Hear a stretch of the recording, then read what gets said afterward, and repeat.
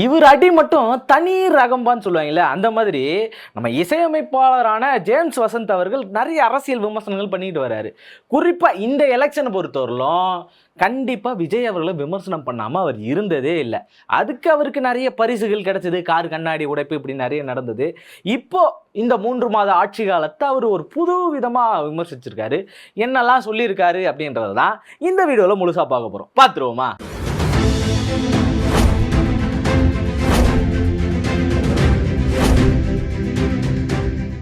வணக்கம் அன்பு தமிழ் சொந்தங்களே. அதாவது நம்ம விஜய் அண்ணன் 3 மாதம் ஆட்சி, கிட்டத்தட்ட 3 மாதம் ஆக போகுது. 2 மாதம் முடிஞ்சு சிறப்பான முறையில் ஆட்சி நடத்திக்கிட்டு இருக்காரு அப்படின்னு தான் நம்ம எல்லாரும் நினச்சிக்கிட்டு இருக்கோம். ஆனால் அப்படி கிடையாது. அத்திப்பழத்தில் இருக்கிற புழு மாதிரி, அது எப்படி பூவாக இருக்கும் போதே புழு வந்துடும், அது கடைசி வரைக்கும் அதே இடத்துல தங்கிட்டு இருக்கும். அந்த மாதிரி தான் விஜய் அவருடைய ஆட்சி அப்படியே தங்கிக்கிட்டு இருக்கு. எந்த விதமான முன்னேற்றமும் இல்லை, புதுசா எதையும் பண்ணல அப்படின்னு அவர் ஒரு பக்கம் விமர்சனம் வச்சிருக்காரு. அவர் சொல்றது கரெக்ட் தானா அப்படின்றது நமக்கு எல்லாருக்கும் கேள்வி இருக்கும். ஏன்னா அந்த மனுஷன் சொல்லிட்டாரு, யார் வேணாலும் இஷ்டத்துன்னு பேசிடுறாங்கப்பா. ஆனா உண்மை நிலவரம் என்ன அப்படின்னு பார்த்தா உண்மை அதுதான். இது வரைக்கும் எதுவும் பெருசா புதுசா பண்ணல. புதுசா அப்படி ஏதாச்சும் பண்ணுவாருன்னு நம்ம எதிர்பார்த்ததெல்லாம் சிங்கப்பெண் அதிரடிப்படை புதுசா தானே வந்திருக்கு. என்ன அதுக்கு முன்னாடி பிங்க் பெட்ரோல், அதுக்கு முன்னாடி அது அம்மா பெட்ரோல். சரி, அம்மா பெட்ரோல் தானே, அவங்க தானே முதல்ல கண்டுபிடிச்சது. அப்புறம் திமுக என்ன பண்ணுச்சுன்னு எல்லாரும் ஒரு பக்கம் கேட்க ஆரம்பிச்சிருவாங்க. எப்பா உங்களுக்கு ஆப்போசிட்டாக பேசினாலே அது திமுக முடிவு பண்ணிக்காதீங்க. ஆனாலும் திமுக அதை பண்ணியிருக்கு. முதல்ல பெண் காவல் நிலையத்தை உருவாக்குனது ஜெயலலிதா அம்மாவா இருக்கலாம். ஆனால் பெண்களை காவல் நிலையத்துக்குள்ளே கொண்டு வந்தது, பெண் காவலர்களை உருவாக்குனதே யார் அப்படின்னு பார்த்தீங்கன்னா நம்ம கலைஞர் ஐயா அவர்கள் போட்ட சட்டம் தான். 97 அவர் போட்ட சட்டம் தான் அது பெண் காவலர்களையே உருவாக்க ஆரம்பிச்சது. 1930 பெரியார் பெண் காவலர்களை நியமிக்கணும்னு சொல்லி சட்ட தீர்மானம் நிறைவேற்றினார். அவங்க அந்த கூட்டத்திலாம் வச்சு அந்த மாதிரி நடக்கும் அப்படின்னு பார்த்தா அது நடக்கலை. காலப்போக்கில் என்னவா மாறுச்சு அப்படின்றது அது கலைஞர் அவர்கள் வந்ததுக்கப்புறம் தான் நிறைவேற்றப்பட்டது. அந்த நிறைவேற்றல் தான் இன்னைக்கு சிங்கப்பெண் அதிரடி படை அப்படின்றது வரைக்கும் வந்து நின்று இருக்கு. அந்த சிங்கப்பெண் அதிரடி படைக்கு என்ன இருக்குன்னு கேட்டீங்கன்னா ஒன்றும் கிடையாது. சரி, இது காலம் தொட்டு இருக்கிறது. 200 யூனிட் கரண்ட் ஃப்ரீ கையெழுத்து அப்படின்னு சொன்னாரு. அது இன்னும் ஜியோ எங்கேயும் போய் சேரலை. எங்கே போய் கேட்டாலும் அது இன்னும் வரலைங்கன்னு அவங்க போட்டு சொல்லிட்டு இருக்காங்க. இது ஒரு பக்கம் தொடர்ந்து போய்கிட்டு இருக்கு. இந்த 200 யூனிட் ஃப்ரீன்றதும் முழுமையாக யாருக்கும் போய் சேரலை. அப்போ இதுவும் அதே இடத்துல அப்படியே தான் நின்றுக்கிட்டு இருக்கு.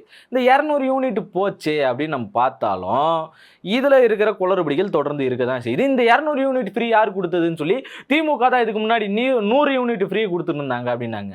அதுக்கு விஜய் அண்ணன் திருச்சி கிழக்கில் போய் பதில் சொன்னார். இதுக்கு என்ன அப்படின்னு பார்த்தா, அது நீங்க இல்லை மேடம், ஜெயலலிதா மேடம், தம்பி உன் பிரச்சனையை பேசப்பா, அவங்க கொண்டு வந்தாங்க இதெல்லாம் வேணாம் அப்படின்னு ஒரு பக்கம் சொன்னாலும் உண்மையிலேயே ஜெயலலிதா அம்மா அவங்க கொண்டு வந்தது தான் இந்த 100 யூனிட் ஃப்ரீ அப்படின்றத யாரும் மறுக்கலை. ஆனால் அதுக்கு முன்னாடி இதை எப்படி கொண்டு வந்தாங்கன்ற ஒரு செயல்முறை, இதோடைய தொடக்க புள்ளி எங்கே அப்படின்னு பார்த்தா கலைஞர் அவர்கள் தான் முழுக்க விவசாய நிலங்களுக்கு பயன்படுத்தக்கூடிய மின்சாரத்துக்கு முழு விலக்கு அப்படின்னு சொல்லியிருந்தாரு. அதுக்கப்புறம் பொதுமக்களோட பயன்பாட்டுக்கு பயன்படுத்துறதும் கூட 100 யூனிட் ஃப்ரீன்னு சொல்லி ஜெயலலிதா அம்மா அடுத்து கொடுத்தாங்க. இதுதான் தொடக்கப்புள்ளி. விதை நான் போட்டதுன்னு கலைஞர் உட்காந்து எல்லா இடத்துலையும் சொல்லிக்கிட்டு இருப்பாரு. அதுக்கேற்ற மாதிரி தான் தொடர்ந்து நடந்துக்கிட்டு இருக்கு. சரி, இதுவும் அப்படியே இருக்குது. 200 யூனிட் ஃப்ரீயும் போச்சு. இந்த மகளிருக்கு 2500 ரூபா இது வரைக்கும் கொடுக்கல. தங்க மோதிர திட்டம் அது வரைக்கும் கொடுக்கப்படும் அப்படின்ற மாதிரி சொல்லியிருக்காரு. இந்த தங்க மோதிர திட்டத்துக்கு இவங்க என்ன வருவாய் வச்சுருக்காங்க, எந்த வருவாய் வச்சு கொடுக்க போகிறாங்க? ஏற்கனவே 10 லட்சம் கோடி கடன் சொன்னாங்க. சரி, அது போச்சு. அதுக்கப்புறம் அது 13 லட்சம்னு சொல்லி நீங்கள் ஒரு வெள்ளை அறிக்கை கொடுத்தீங்க. 13 லட்சம் கோடி கடனில் நீங்கள் என்ன தொழில் வளர்ச்சியை கொண்டு வந்துட்டீங்க? நீங்கள் இப்போது தங்க மோதிர திட்டம் கொடுக்க போகிறீங்க அப்படின்ற ஒரு கேள்வி எல்லாருக்குள்ளேயும் இருக்குது. இது மட்டும் இல்லாமல் அரசு அலுவலகங்களில் போய் ஆய்வு பண்ணுறன்ற பேரில் என்ன பண்ணுறாங்கன்னா விஜயண்ணா ஃபோட்டோ எடுத்துன்னு போய் மாட்டுறாங்க. இவங்க ஆய்வு மொத்தம் விஜயண்ணா ஃபோட்டோவை மாற்றுறதால தான் முழு கவனமும் இருக்குது. வேறு எந்த ஆய்வும் உருப்படியாக பண்ணலை. இதில் ஒரு மிகப்பெரிய அதிசயம், கீர்த்தனா அவர்கள் மாதிரி இது வரைக்கும் யாரும் செயல்படலப்பா அப்படின்னு நம்ம தாராளமாக சொல்லலாம்.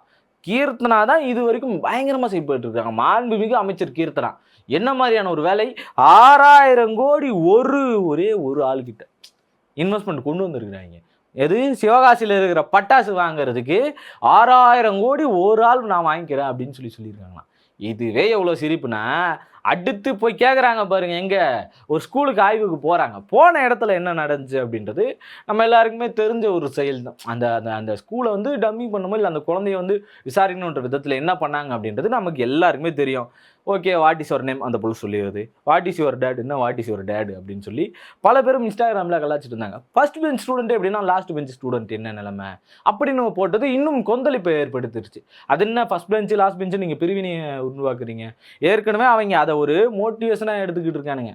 லாஸ்ட் பெஞ்ச்னா அவன் ஒரு ஆக்டிவ் பர்சன், ஃபர்ஸ்ட் பெஞ்ச்னா அவங்க ஒரு லிசனிங் பர்சன், இப்படி ஒரு டிஸ்கிரிமினேஷன் தொடர்ந்து இருந்துகிட்டே இருக்கு. லாஸ்ட் பெஞ்சை வந்து கூப்பிட்டு பக்கத்தில் உட்கார வச்சுக்கிறது, அவங்க ஒரு மாதிரி ட்ரீட் பண்ணுறது, இது எல்லாத்தையும் தவிர்க்கணும், அதை மாற்றி அமைக்கணும்னு இதுக்கு முன்னாடி இருந்த அரசு வரைக்கும் சொல்லிக்கிட்டு இருந்தாங்க. இவங்க வந்து அப்படியே மாற்றி பேசுறதோ இல்லை அந்த குழந்தைக்கு வந்து தாழ்வு மனப்பானை ஏற்படுத்துகிற விதமாக அவங்க தொடர்ந்து செயல்பட்டாங்க. இதுக்கு கடுமையான கண்டனங்கள் போட்டார்.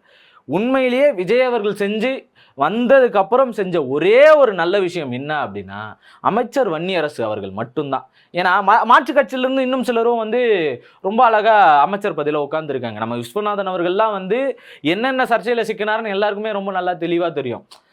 ஒரு பக்கம் என்ன பண்ணாரு, அந்த பல்கலைக்கழக வேந்தர்களாக வந்து தமிழகத்தின் முதல்வர் தான் இருக்கணுன்றதை மாற்றி, இல்லை அப்படிலாம் அவசியம் கிடையாது அப்படின்றத மாற்றுறதுக்கு முயற்சி பண்ணார். அதுக்கு கடுமையான விமர்சனங்கள் எழுந்துச்சு.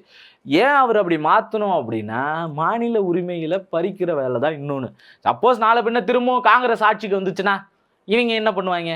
அதுக்கான வேலைக்கு தான் அவர் தொடர்ந்து இந்த செயல்பாடுகளில் ஈடுபட்டு இருக்காரு. சரி, இது ஒரு பக்கம் இருந்தாலும் இன்னொரு பக்கம் ஒரு மேட்டரில் மாட்டினார். என்ன அப்படின்னு பார்த்தீங்கன்னா, சின்ன குழந்தைங்க ஸ்போர்ட்ஸ் விளையாடிட்டு வருது, கால் பிடிச்சி விட்றேன் அப்படின்ற பேரில் அவர் செஞ்ச ஒரு சில விஷயங்கள், அதுக்கு ஏகப்பட்ட சர்ச்சையிலையும் சிக்கிட்டு இருந்தார்.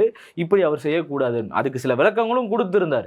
ஆனாலும் நீங்கள் கவனமாக இருக்க வேண்டியது மிகவும் கவனம் அப்படின்றது இந்த இடத்துல பதிவு செய்யக்கூடிய ஒன்று தான். இப்படி தொடர்ந்து இவங்க எல்லாருமே செஞ்சுக்கிட்டு ஒரு பக்கம் இருந்தாலும், அமைச்சர் வன்னியரசு அவர்கள் இத்தனை சர்ச்சைகள், இத்தனை அமைச்சர்கள் சர்ச்சைக்கு மத்தியிலையும் அமைச்சர் வன்னியரசு அவர்கள் மட்டும் ஒரு சர்ச்சையில் மாட்டிக்கிட்டே இருக்காரு. என்ன அப்படின்னா, விஜய் அவர்களுக்கு அப்படி சப்போர்ட்டிவாக நிற்கிறது. சோஃபா மாடல் அப்படின்னு சொல்லி சொன்னதுக்கு சோஃபாக்கா ஒரு சோஷியல் ஜஸ்டிஸ் அப்படி இப்படின்னு சொல்லி ஒரு விளக்கம் கொடுத்துருந்தார்ல, அந்த விளக்கம் தான் இருக்கிறதுலேயே மிகப்பெரிய சர்ச்சையாக மாறின ஒன்று. ஆனால் அதை தாண்டி அவருடைய அமைச்சர் பதவிக்கான அவருடைய பொறுப்புக்கான செயல்பாடுகள் எல்லாமே ரொம்ப சிறப்பாக செஞ்சுக்கிட்டு இருக்காரு அப்படின்னு சொல்லலாம். எங்கே வேணாலும் ஆய்வுக்கு போகிறது, ஆய்வுக்கு போன இடத்துல மாணவர்கள் என்ன தட்டில் சாப்பிட்றாங்களோ அதே தட்டில் சாப்பாடு போட்டு கொடுங்கன்னு சொல்லி வாங்கிட்டு, இல்லை இதில் கொஞ்சம் மருந்து வாசனை வருது, அப்படி வரக்கூடாது, பசங்களாம் சாப்பிட்றாங்களா வயிறு வலி வரும்ல அப்படின்னு சொல்லி பேசுனதாக இருக்கட்டும்.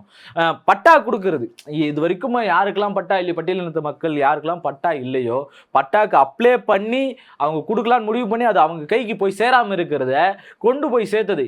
எப்படியாச்சும் இவர் போய் எல்லா இடத்துக்கும் மனு கொடுத்துட்டு இருந்தது, இப்போ இவர் மனு வாங்கி அதை எல்லாத்தையும் நிறைவேற்றி கொடுக்குறாரு. இது ஒரு பெரிய சம்பவம். 50 வருஷத்துக்கு மேலே, 75 வருஷத்துக்கு மேலே கிட்டத்தட்ட பஸ்ஸே வராத ஒரு இடத்துல அவர் பஸ்ஸு கொண்டு போய் சேர்த்துருக்காரு. இத்தனை வருஷம் ஆச்சு எங்களுக்கு பஸ்ஸே கிடைக்கல, ரோடு போட்டும் கிடையாது. 25 வருஷத்துக்கு முன்னாடியே அவங்களுக்கு ரோடு போட்டாங்க, ஆனாலும் பஸ்ஸு வந்து பாடு கிடையாது.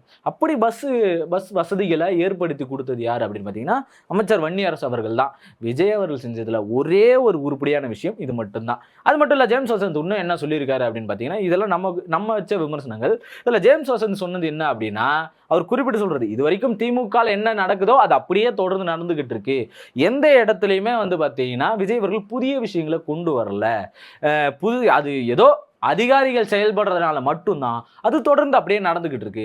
அவங்களும் செயல்படலை அப்படின்னா கண்டிப்பாக அது அப்படி நடக்கவே நடக்காது அப்படின்னு சொல்லி அவர் ஒரு பக்கம் சொல்லிக்கிட்டு இருக்காரு. இந்த விமர்சனங்கள், இந்த பேச்சுக்கள் தான் இப்போ சமூக வலைதளங்களில் பெரிய அளவு பேசப்பட்டுக்கிட்டு இருக்கு. ஏன் ஜேம்ஸ் வசந்த் தொடர்ந்து விஜய் அவர்களை விமர்சிச்சுட்டு இருக்காரு அப்படின்னு சொல்லி எல்லாருமே கேட்டாலும், நிறைய இந்த ஒரு காலகட்டத்தில் இவர் இப்போ பேசுறாரு அப்படின்னு எல்லாரும் நினச்சிக்கிட்டு இருக்காங்க. கிடையாது. ஒவ்வொரு எலெக்ஷன் டைம்லையும் இவர் பேசக்கூடிய சில அரசியல் விமர்சனங்கள் கண்டிப்பாக வெளி அளவில் பேசப்படும். அப்படி பேசின நிறைய விஷயங்கள் இருக்கு. அந்த முறையில் இப்போ எலெக்ஷனுக்கு முன்னாடியும் சரி அடிச்சு அவர் காரெல்லாம் உடைச்சு விட்டாங்க. எலெக்ஷனுக்கு அப்புறமும் அவர் தொடர்ந்து அந்த நீ கார் உடை என்னன்னா உடை, எனக்கு அதை பற்றி கவலை கிடையாதுன்னு சொல்லி தன்னுடைய விமர்சனங்களை, தன்னுடைய கருத்துக்களை தொடர்ந்து சமூக வலைதளங்களில் தன்னுடைய பேட்டிகளில் தொடர்ந்து கொடுத்துக்கிட்டே இருக்காரு. தன்னுடைய விமர்சனங்களை வச்சுக்கிட்டே இருக்காரு. இந்த விமர்சனங்களை பற்றி நீங்கள் என்ன நினைக்கிறீங்க? அவர் சரியாக தானே சொல்லியிருக்காரு அப்படின்னு சொல்லி நீங்கள் நினைக்கிறீங்க அப்படின்னா மறக்காம கமெண்ட்ல சொல்லிட்டு போயிடுங்க. தொடர்ந்து பார்ப்போம். நன்றி.